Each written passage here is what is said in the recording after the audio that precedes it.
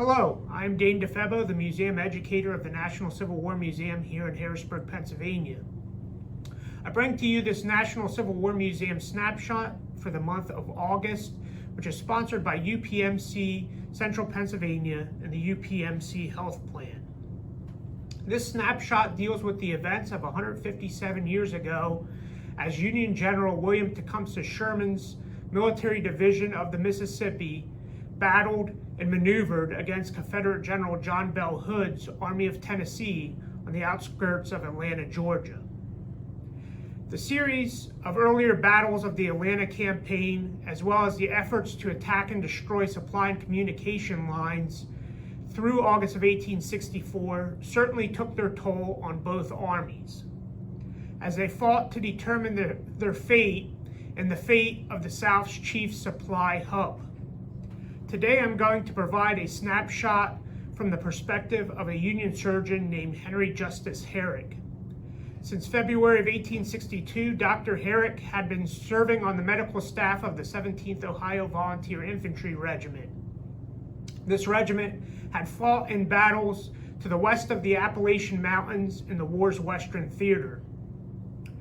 Through the month of August 1864, Dr. Herrick wrote letters to his wife Mary, who was living in Cleveland, Ohio, just about every 3 days, from the field hospital and camp of the 3rd Division of the 14th Army Corps, which was located before the city of Atlanta. The letters provide a unique perspective of the war.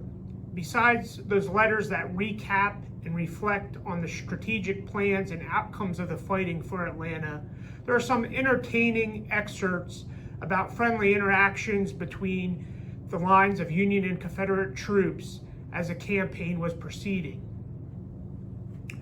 Though humorous, these accounts also make readers consider the daily moral dilemma faced by soldiers who could potentially kill or maim an enemy soldier.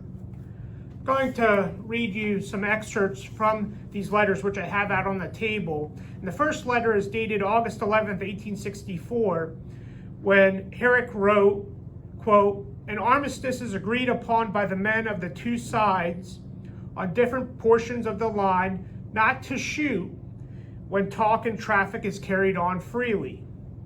Numbers of rebels take advantage of the occasion to come to our lines and seem very glad to be under the protection and care of the Yankee."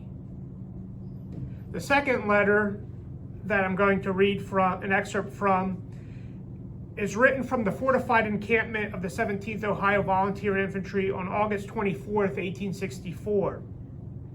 Dr. Herrick writes again, "Rebels are not imaginary beings, but are so near as to see them distinctly, and our outposts talk and joke with them every day and night. For 10 or 12 miles, the two armies are facing each other so close along some portions of the line.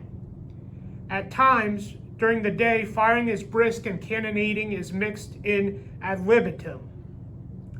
As soon as our infantry have orders to open fire upon the Johnnies, our men first halloo to them to get them into their holes.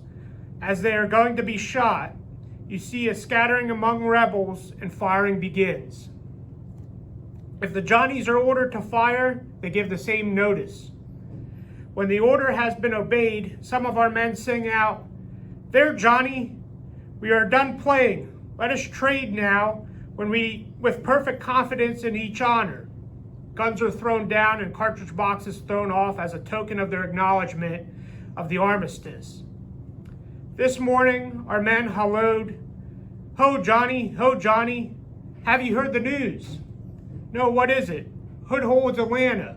How do you like it?' The commence colloquy of jokes and threats which become any save to who may meet any day in deadly conflict. This is the most wonderful campaign. Its history will be a volume of which will astonish the civilians of the North who mix up in various calls of life with little thought of the struggle in progress."